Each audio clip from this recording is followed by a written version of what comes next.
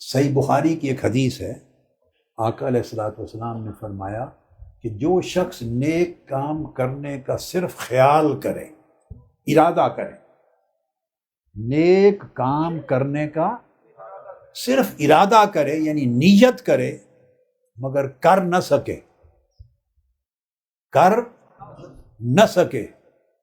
اللہ پاک ملائکوں کو حکم دیتے ہیں، اللہ پاک، کہ اس کے نامہ اعمال میں ایک نیکی لکھ دو۔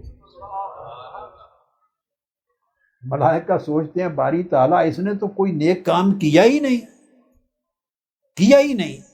تو اس کے نامہ اعمال میں اعمال کی کتاب میں نیکی کہاں سے لکھ دیں؟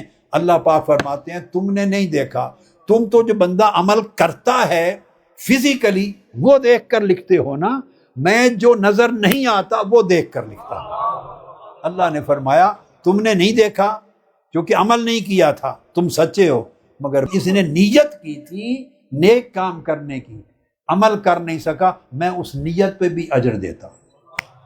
اجر کس پہ ملتا ہے؟ اجر کسی عمل پہ ملتا ہے کہ نہیں؟ من یعمل مثقال ذرۃ خیر یرہ، تو جو عمل کرتا ہے عمل پہ اجر ہوتا ہے۔ کیا اس نے ظاہری عمل تو کیا ہی کوئی نہیں تو پھر بھی اجر ملا؟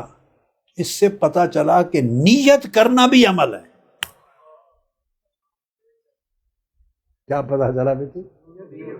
نیت کرنا بھی، اور سب عملوں سے اعلیٰ عمل ہے، سب عملوں سے اعلیٰ عمل ہے۔